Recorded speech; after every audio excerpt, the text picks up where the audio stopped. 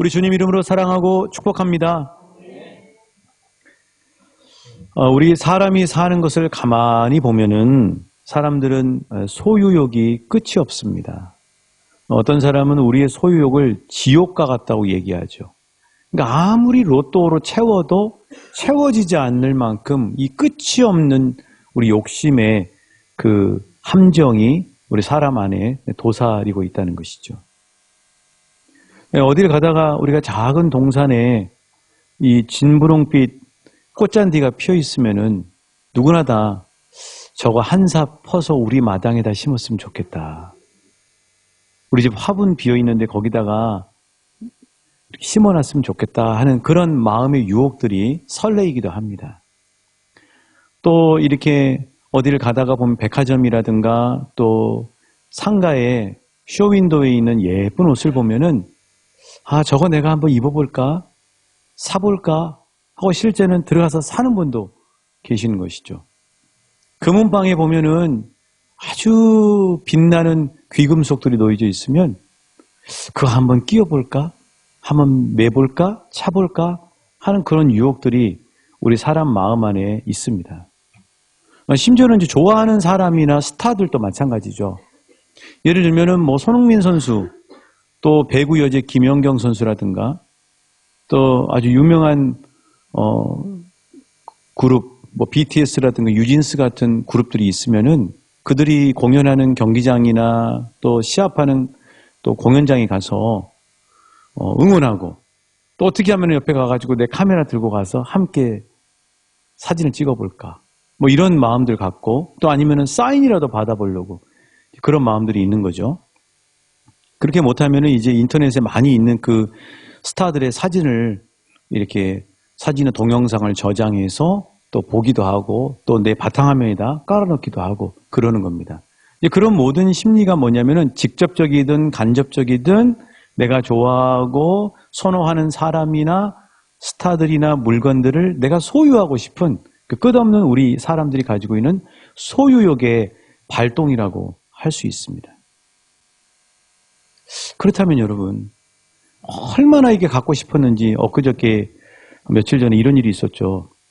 우리 그 김제 금산에서 화재 진압을 하시다가 순직하신 소방관이 계셔요. 그 소방관이 이제 대전 현충원에 이렇게 안장이 돼 있는데 아마 그분 그 생일이 좀 가까웠나 봐요.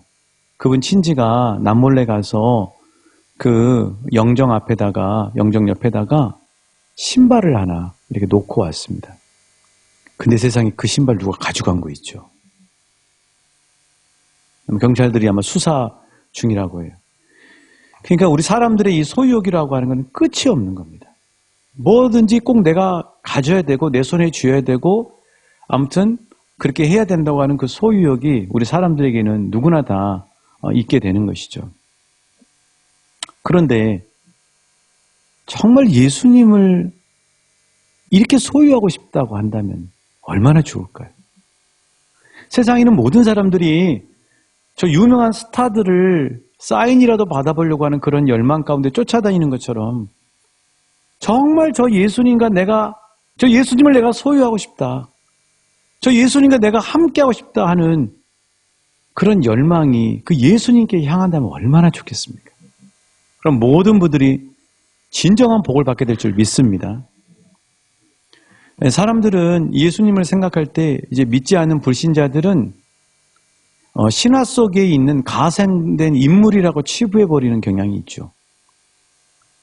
또 어떤 분들은 예수님을 역사 속에 있었던 이순신 장군이나 세종대왕과 같은 인물로 치부해버리는 경향도 있습니다. 심지어 믿는 사람들 가운데도 그런 사람들이 있어요. 예수님은 저 역사책에나 있는 분이다. 여러분, 예수님은 역사 속에서 실제 하셨습니다. 신화 속의 인물이 아니에요. 실제 이 땅에 오셨다가 가신 분이에요. 그런데 거기까지는 믿는데 그러나 그 예수님이 역사책에만 있는 인물로만 치부해버리는 경향이 있는 거죠. 심지어 우리처럼 예수를 믿는 사람들 가운데도 예수님을 성경 안에다가 가둬버리는 경향이 있습니다. 성경 안에 이야기 속의 주인공이라고 하는 그런 인물로 치부해버릴 수도 있는 거죠. 또 어떤 분들 같은 경우는 부적처럼 생각할 수도 있어요. 예를 들면 많은 분들 가정 가운데 가보면 최후의 만찬 그림은 한 점 정도는 있잖아요. 그 안에 있는 그림, 또 무슨 중국에서 찍었다고 하는 그 눈이 녹다가 예수님의 얼굴 같은 모양이 생겼다 그래가지고 그렇게 하면서 차에다나 집에다 놓으면서 그게 나를 지켜줄 것처럼 그렇게 생각하는 경향들이 사람들에게 있는 것이죠. 마치 해년마다 한 번씩 돌아오는 추도일에만 사랑했던 내 가족들을 다시 한번 추모해보는 방향으로 예수님을 생각할 수도 있습니다. 그러나 여러분, 예수님은 역사책이나 아니면 액자 속에 갇혀있는 분이 아닙니다. 예수님은 오늘 현재도 살아서 나와 함께 하시고 계십니다. 그 예수님을 끌고 나오셔. 아니, 예수님을 끌고 나오는 게 아니라 예수님을 우리가 끌고 나오지 않아도 이곳에 함께 하시고 계세요. 부활하신 주님이 저와 여러분의 가정과 일터와 삶의 자리에서 학교에서 함께 하시고 계세요. 성금요일 날 저녁에 그 첫 스타트를 끊는 그 예배의 문을 여는 그 영상이 제목이 뭐냐면 한번 따라해 주시겠어요? 하늘에서 내 마음까지. 그렇죠. 예수님을 책 안에다 가둬두시면 안 돼요. 성경 안에다 가둬두시면 안 되고요. 액자 속에다가 예수님 머물게 하시면 안 돼요. 내 삶 가운데 살아서 숨쉬고 함께 걷고 계시는 예수님과 동행하시는 축복이 있으시길 주님의 이름으로 축복합니다. 부활하신 주님 그러신 거죠. 너무나 희한한 사실은 이 사도행전의 제자들을 보면은 예수님은 이미 사도행전에서는 십자가에서 돌아가시고 3일 만에 다시 살아나셨다가 승천하셨거든요. 그런데 그 제자들의 모습을 보면은 제자들은 부활하신 주님과 함께 살고 있어요. 부활하신 주님이 놀랍게 역사하시는 역사의 그 장면 가운데, 그 현장 가운데 함께하고 있는 거죠. 사도 바울은 다메섹을 가다가 이미 예수님은 승천하고 없는데 부활하신 주님을 만나요. 그리고 그 부활하신 주님과 함께 계속해서 온 세상의 복음을 위해서 함께 다니면서 복음을 전하는 그런 삶을 살고 있습니다. 예수님이 2000년 전에 이미 부활하셨다가 승천해 버리신 분이 아니고 오늘 내 삶의 현장 가운데서 함께 사시고 계십니다. 함께 호흡하시고 계세요. 함께 걷고 계세요. 그리고 늘 말씀해 주시고 계세요. 그리고 함께 놀라운 일을 펼치시고 계세요. 그래서 이 부활주일에 갇혀져 있는 주님이 아니라, 나하고 상관없는 예수님이 아니라 나와 함께 하시는 부활하신 예수님과의 더불어 사는 삶의 축복이 있으시길 예수님의 이름으로 축복합니다. 그러면요, 놀라운 축복들을 경험한다는 거예요. 그게 바로 이 요한복음 20장에 있는 부활하신 주님을 만난 세 가지 사건 속에 담겨 있습니다. 우리가 오늘 봉독을 그렇게 했는데, 먼저는 부활하신 주님을 만난 여인이 누구냐면 막달라 마리아예요. 두 번째는 10명의 제자들이고요. 세 번째는 의심이 많은 제자였던 도마가 부활하신 주님을 만나게 된 거죠. 이 세 가지 사건 속에서 부활하신 주님과 함께 동행하는 삶을 사는 사람들이 어떤 축복을 누리게 되는지를 주님은 이 부활주일에 우리에게 생생하게 말씀으로 선물해 주실 줄 믿습니다. 자, 먼저 막달라 마리아예요. 자, 막달라 마리아는 예수님을 가장 먼저 만났습니다. 막달라 마리아가 예수님 만나기 전에 지금 이른 새벽에 안식 후 첫날 주일이죠. 무덤에 찾아갔는데 지금 뭐 하고 있습니까? 11절 말씀 같이 읽어보실까요? 11절입니다. 요한복음 20장 11절 시작.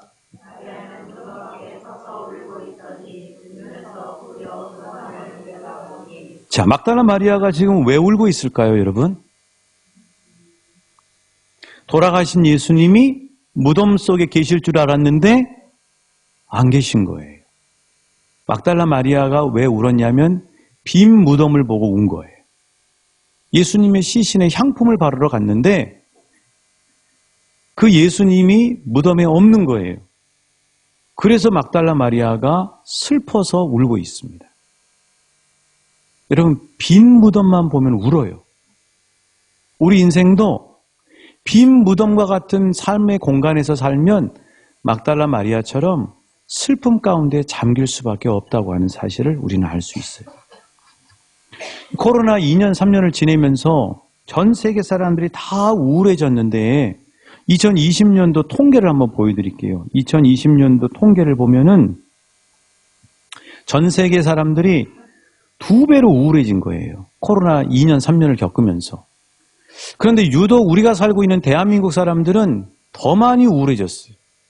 10명 중에 우울하다고 응답한 사람이 4명이에요. 이거는 최소로 답한 거예요. 실은 이것보다 훨씬 많을 수 있어요.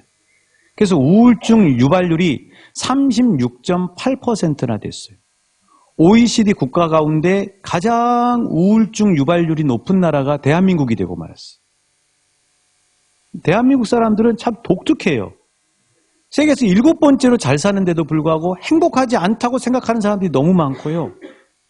슬픔과 우울함에 젖어서 사는 사람들이 진짜 많아요. 그래서 얼마나 이 기쁠 거리가 없으면은 이 나타나는 우리 사회에서 일어나는 그 사건 속에서 우리가 알 수 있는데 그게 뭐냐면은 유명인들의 마약 사건에 이어서 연이어서 계속해서 이 마약 이 사건이 벌어지게 된 거죠. 대한민국 사람들이 젊은 사람들이라면 다 가서 살고 싶은 데가 강남이에요. 강남의 대치동에 가서 살고 싶어 한다니까요. 그 대치동에. 거기 학원가가 쫙 있고 아이를 서울대학교에 보내려면 스카이에 보내려면 대치동 안에 들어가서 살아야 된다고 생각하는 사람들이 너무 많은데. 자, 그런데 이 대치동에서 어떤 일이 지난주에 벌어졌어요? 끔찍한 일이 벌어졌어요. ADHD라고 하는, 그러니까 이 대한민국 부모들이 정신을 차려야 돼요. 아이를 그 대학에 보낸다고, 소위 말하는 명문대학에 보낸다고 아이들에게 잠을 안 자는 그런 음료수를 자꾸 먹이게 하고 그런 약들을 먹여요. 그게 부작용이 있다는 거예요. 그럼에도 불구하고 자기 사랑하는 자녀들을 먹여요. 그러다 보니까 길거리에서 시음하는데 무슨 ADHD라고 써졌더라고요. 그 음료수를 나눠준 거예요. 그 음료수 안에 뭐가 들어있었어요? 마약이 들어있었어요. 여러분, 지금 마약은 멀리 있는 게 아닙니다. 우리가 인터넷을 뒤져서 주문하면요, 내일 당장 택배로 와요. 우리 지역이 마약이 엄청 가까이 와 있어요. 그 정도로 심각한 상황이에요. 우리 자녀들이 언제든지 마음만 먹으면 마약을 손에 들 수 있는 그런 사회가 되고 말았어요. 여러분, 얼마나 우리 사회에 기쁠 거리가 없으면 그렇게 마약이 잘 팔리겠어요? 기쁠 거리가 없으면 마약이 그렇게 잘 팔리겠냐? 반대로 얼마나 우울하고 슬픈 분위기의 사회면 대한민국 사회가 그러겠느냐는 거죠. 갈수록 안타깝게도 우리 사회는 이 빈 무덤과 같은 사회가 되어가고 있는 현실인 거죠. 이렇게 빈 무덤만 보면 마리아처럼 슬픔 가운데 젖을 수밖에 없어요. 그런데 막달라 마리아가 누구를 보고 기쁨으로 변화됐습니까? 18절이에요. 18절. 자, 20장 18절입니다. 시작.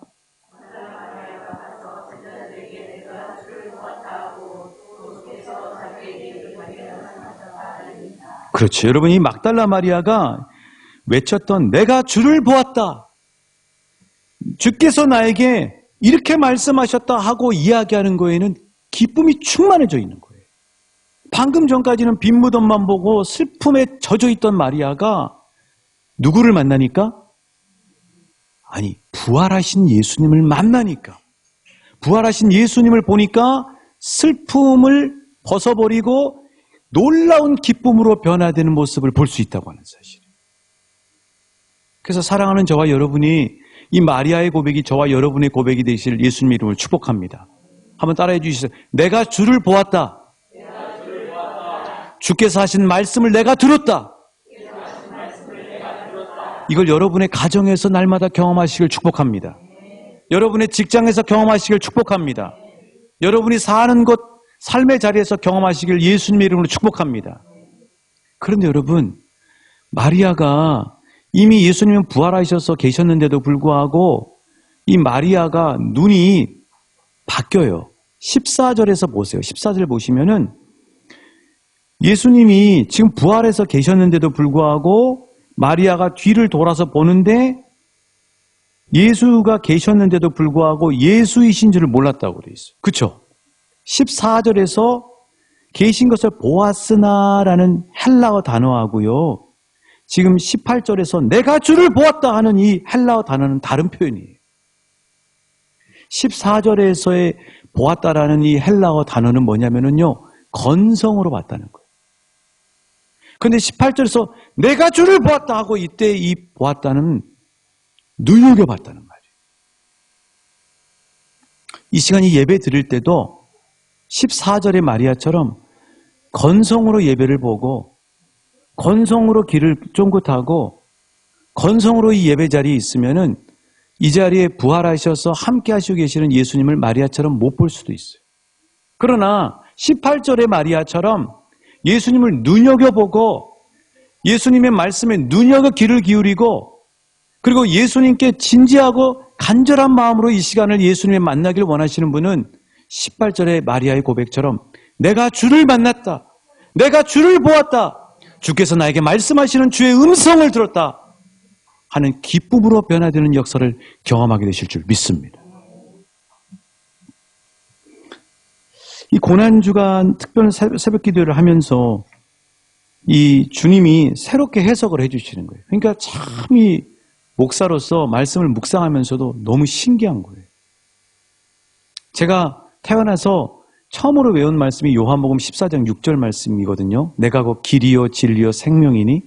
전 지금까지 53년 동안 이 말씀을 천국을 가는 말씀으로만 해석이 된 거예요. 그런데 고난주간에 주님이 이거를 해석을 확장시켜 주시는 거예요. 하나님의 말씀은 무궁무진한 거예요. 예수님이 길이라는 말은 뭐냐면 예수님이 오늘 내 삶 가운데 함께 걷고 계신다는 말씀이에요. 예수님이 진리라는 말씀은 예수님이 내 삶의 기준이라는 거예요. 그래서 순간순간 모든 것들을 결정하고 판단할 때 예수님께 묻고 순종하겠다는 거예요. 예수님이 생명이라는 뜻은 천국에 가는 생명이라는 뜻으로만 치부되는 것이 아니라 한정되는 것이 아니라 오늘 내가 예수님으로부터 힘을 얻겠다는 거예요. 그런데 이 말씀을 해석을 하나님이 확장시켜서 해주시는데 선포를 하고 난 다음에 제가 얼마나 기쁨이 넘치는지 이 예수님과 함께 사는 거구나 하니까요. 막 그 신혼이었을 때 그 기쁨이 있죠. 막 그 기쁨이 제 안에서 막 용솟음 저오르는 거예요. 그래서 사랑하는 여러분, 부활하신 주님과 함께 살고 그분을 눈을 열고 발견하고 찾기 시작하면 이 사회가 아무리 슬픔으로 뒤덮여도 막달라 마리아처럼 부활의 기쁨으로 회복되는 역사를 경험하게 되실 줄 믿습니다. 기쁨 충만하게 되실 줄 믿습니다. 그렇죠. 부활하신 주님은요, 저와 여러분과 함께 사시고 계세요. 저와 여러분의 눈이 18절의 마리아처럼 호라오 눈여겨 주님을 찾는 영안이 열리는 역사가 있으시길 주님의 이름으로 축복합니다. 기쁨 충만하게 줄 거예요.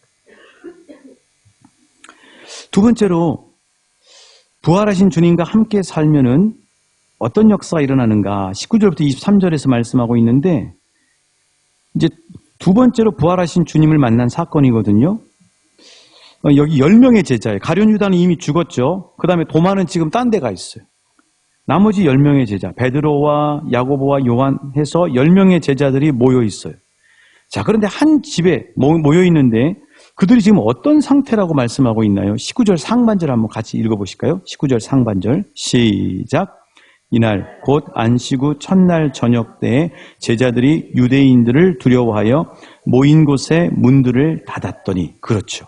자, 10명의 제자들은 지금 어떤 마음의 상태 가운데 있어요? 두려움 가운데 있어요. 두려워서 문을 꼭꼭 닫고 있는 거예요. 창이란 창은 다 막아놓고 그리고 문을 완전히 걸어 잠궜을 거라고.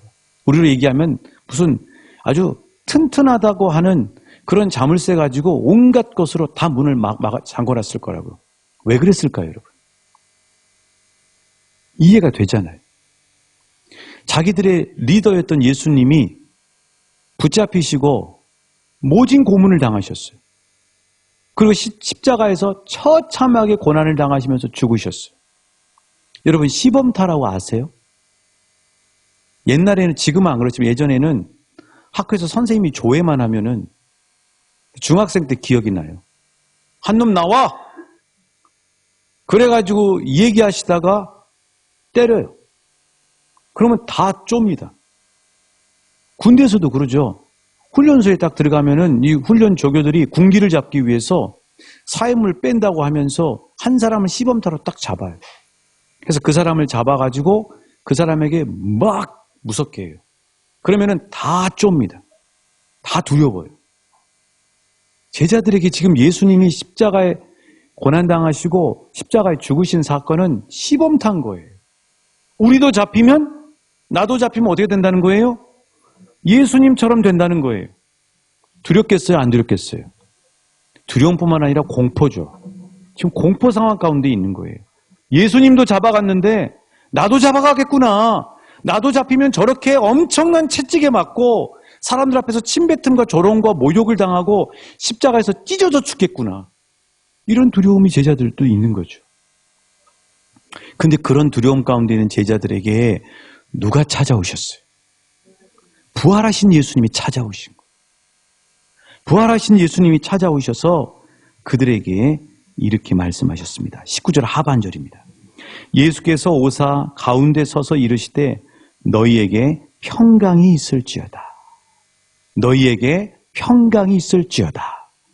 그러고 난 다음에 22절에 보시면 예수님이 그 두려움에 떨고 있고 공포에 사로잡혀 있는 제자들을 향해서 숨을 내쉬어 주시죠.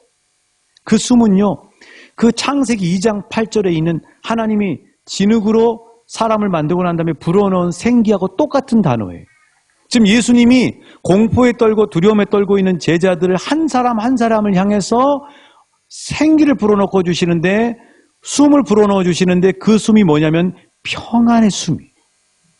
평안의 숨이라고. 한 사람 한 사람에게 불어넣어 주시고 계시는 거예요. 이 시간에 이 자리에서 부활하셔서 함께 하시고 계시는 예수님이 저와 여러분에게 동일하게 평안의 생기를 불어넣어 주시길 주님의 이름으로 축복합니다. 그 주님이 불어넣으신 생기가 어떤 생기냐고요? 요한복음 14장 27절에 이렇게 말씀하고 있어요. 요한복음 14장 27절입니다.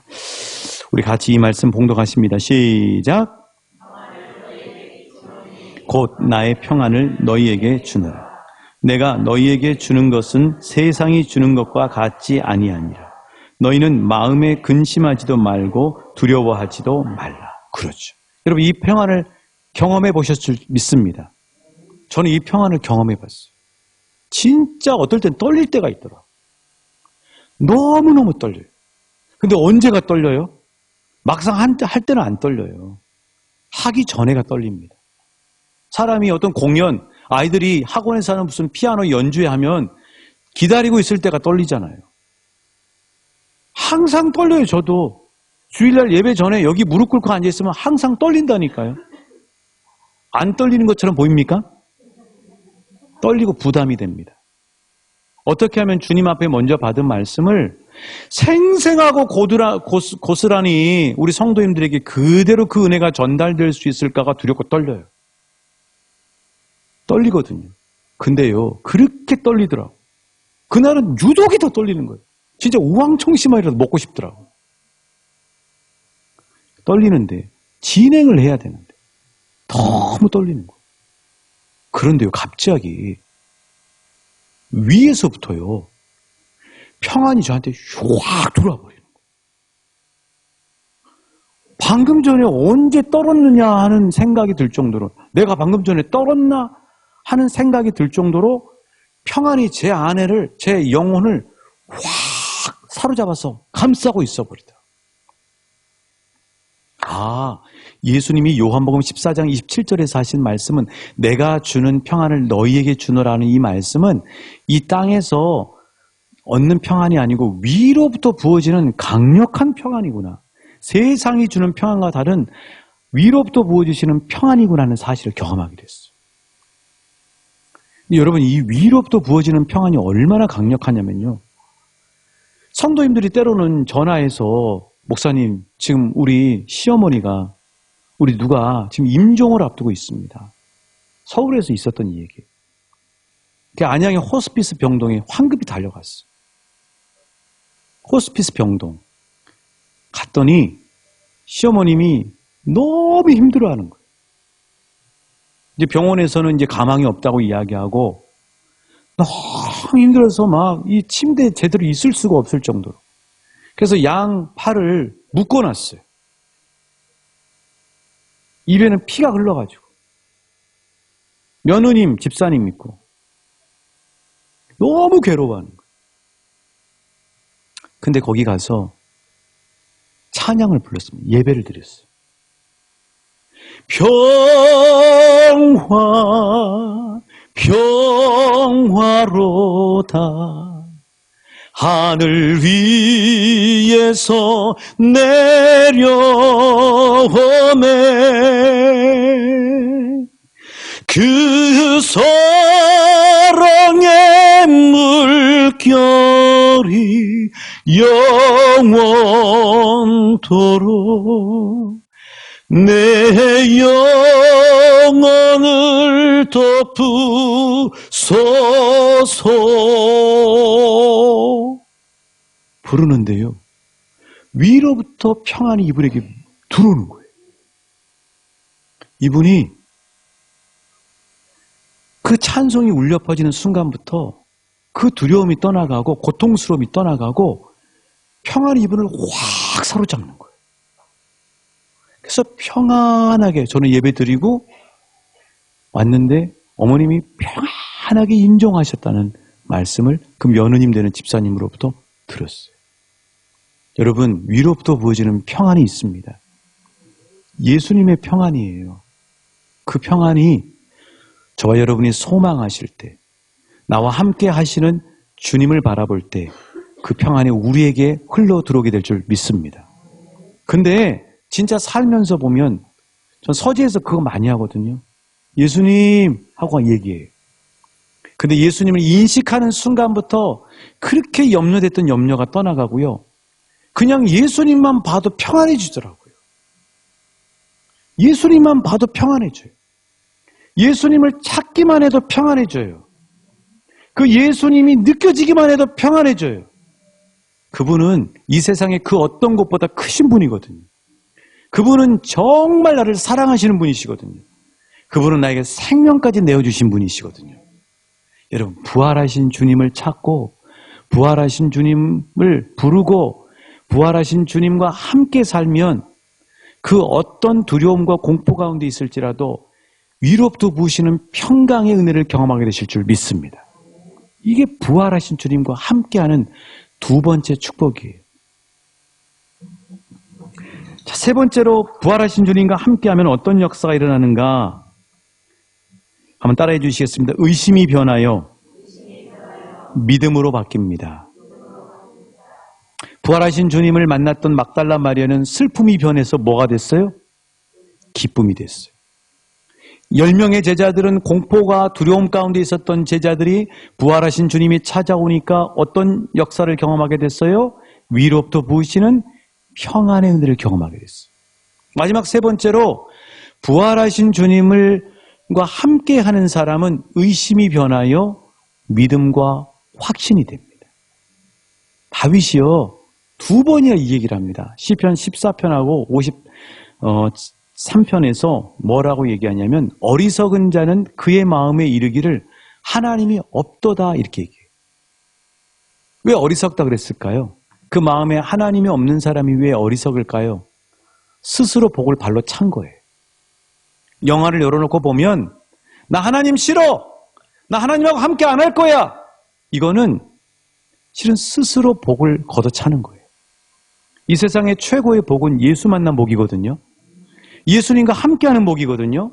그리고 예수님이 주시는 복을 누리는 게 최고의 복이거든요.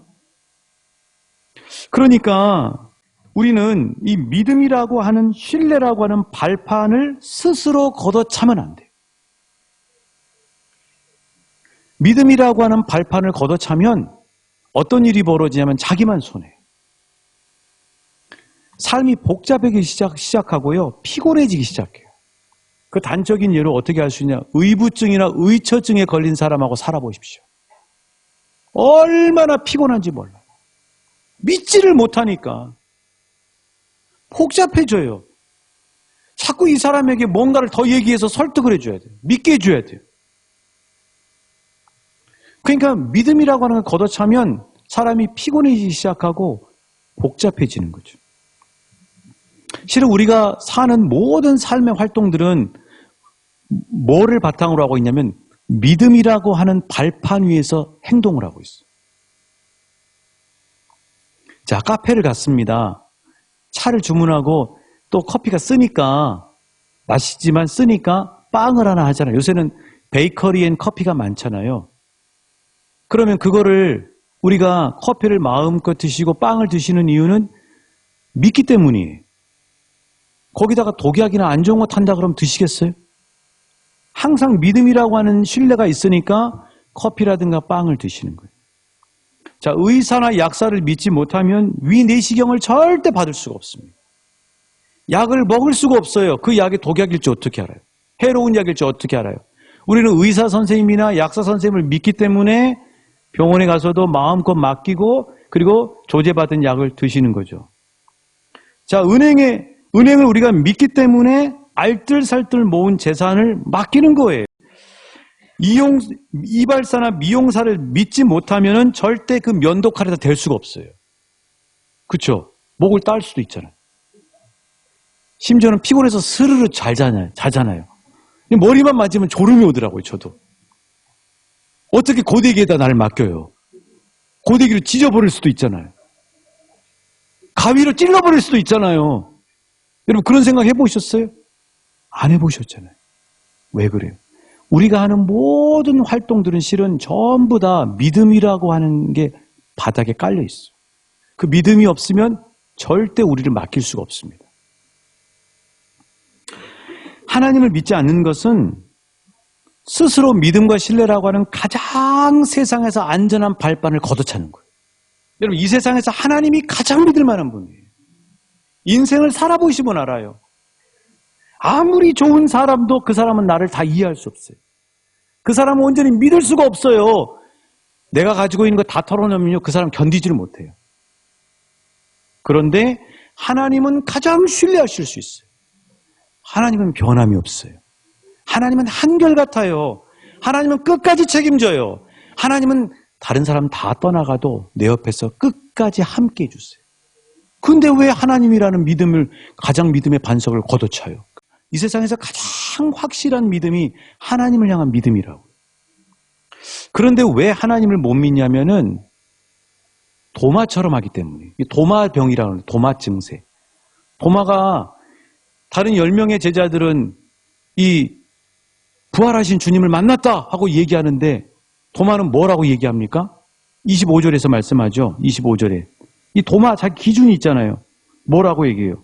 내가 그의 손의 못자국을 보며 내 손가락을 그 못자국에 넣으며 내 손을 그 옆구리에 넣어보지 않고는 믿지 않겠노라. 그렇죠? 도마는 자기 기준 가지고 예수님을 딱 잰 거예요. 자기 기준이라고 하는 너무 짧은 지식, 너무 협소한 인간의 눈을 가진 도마의 그 기준, 그 잣대 가지고 예수님을 딱 잰 거예요. 그래서 당신 이 잣대 안 맞으면 주님 아니야. 우리도 이런 우를 범하기 쉽죠. 열심히 기도해놓고는 자기가 기도한 게 딱 자기 기준이 돼버려요. 그래서 그 기도대로 정확하게 주님이 응답 안 해주시면 주님은 죽었어. 주님은 살아있는 분이 아니야. 주님은 나를 사랑하지 않아. 도마 증세를 우리도 한 번씩 겪을 때가 있어요. 그렇죠? 그래서 그렇게 의심하는 도마에게 얼마나 우리 부활하신 주님은 친절하세요. 도마에게 찾아오시잖아요. 찾아오셔서 도마에게 직접 도마의 기준에 맞춰주시는 거예요. 그래, 너 기준 이만큼일지라도 한번 봐라. 내 손에 못자국 한번 만져봐라. 내 옆구리에 창자국 만져봐라. 도마가 진짜 만진 거예요. 그리고 예수님이 뭐라고 말씀하시냐면은 이렇게 말씀하셨죠. 27절이에요. 27절에 보시면 한번 따라해 주시겠습니다. 그리하여 믿음 없는 자가 되지 말고 믿는 자가 되라. 그렇죠. 사랑하는 여러분, 성숙한 믿음은 내 기준을 내려놓을 수 있습니다.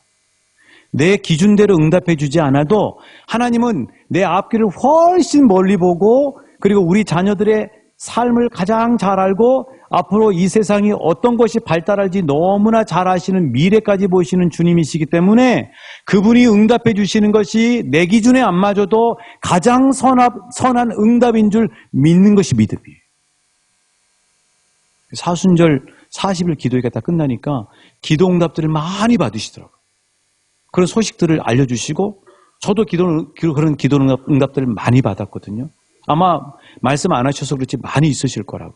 그러나 내가 원하는 대로 기도 응답이 안 됐어도 절대 그것 때문에 실망하시면 안 돼요. 내가 원하지 않는 다른 방향으로 응답해 주셨어도 지나놓고 보면 역시 주님이 맞아. 주님이 응답해 주신 게 가장 최고였어 하고 고백하시게 될 줄 믿습니다.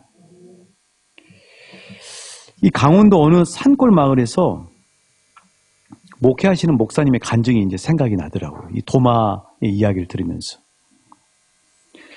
이제 그분이 이제 주님께 순종해서 그 산골 마을에 갔으니까 집들이 띄엄띄엄 있잖아요.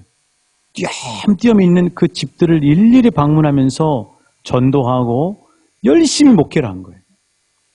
10년 동안 그 교회를 섬기면서 열심히 목회를 했는데, 이거는 오히려 성도가 한 사람 두 사람이 더 나와서 예수를 믿기보다도 이사 가는 분이 생기고, 천국으로 이사 가시는 분, 또 저기 도시에 사는 자녀 옆으로 가서 살겠다고 이사 가시는 분, 또 이런저런 핑계를 대면서 교회를 안 나오시는 분들, 이런 분들이 계속 늘어나더라는 거예요.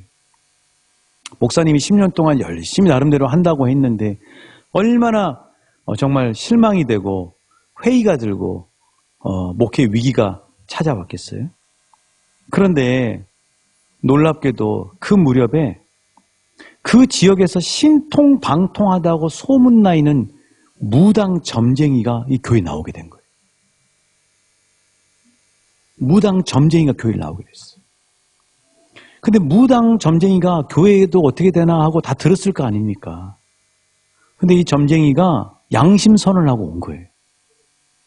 나도 어차피 목사님하고 동종 업종인데, 신을 모시는 입장인데, 자기가 무당짓을 하면서 점을 쳐보니까 진짜 하나님이 살아계신 거예요.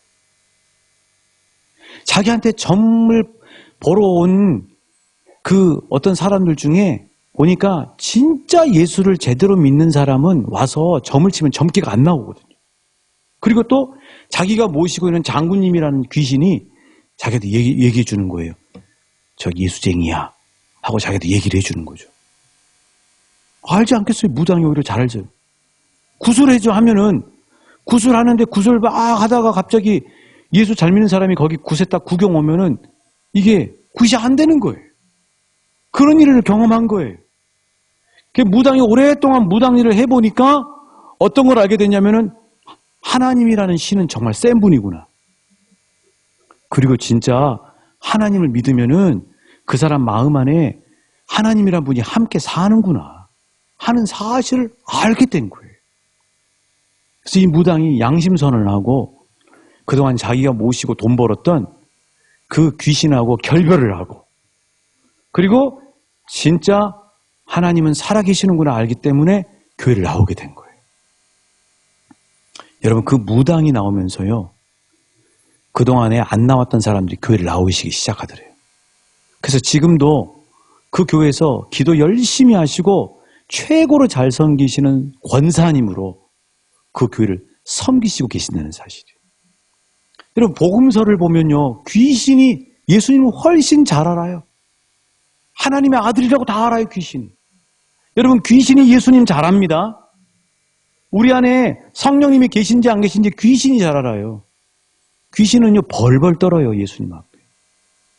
그런 거죠, 여러분. 오히려 이 무당의 모습을 보면서 알 수 있는 거죠. 누구만 모르냐면 자기만 몰라요. 귀신은 다 알고 무당도 아는데 자기만 몰라요. 부활하신 주님은 살아계시는데 자기만 몰라요. 왜? 자기 기준으로만 생각하니까. 주님은 지금도 살아계셔서 얼마나 많은 일들을 펼치시고 계십니까? 여러분, 지난 한 주 동안 여러분의 삶 속에서 부활하신 주님이 함께 하셔서 많은 일들을 펼치셨잖아요. 그거 여기 와서 증거하실 수 있으시죠? 저도 많아요. 근데 어떻게 주님이 안 살아계셔요? 주님이 살아계시니까 이렇게 설교도 여러분에게 하잖아요. 부활하신 주님은 살아계셔서 나와 함께 하시고 계세요. 수많은 일들을 펼치시고 계세요. 여러분에게 수많은 간증거리들을 만드시고 계세요. 이제는요, 여러분, 제발 의심의 가시방석에서 거서 던져버리고 믿음의 든든한 방석 위로 갈아타시기를 주님의 이름으로 축복합니다.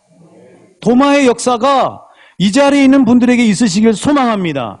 도마에게 일어났던 믿음의 그 의심에서 믿음으로 변화되는 역사가 우리 자녀들에게 있으시길 예수님의 이름으로 축복합니다. 우리 다음 세대들에게 있으시길 축복합니다.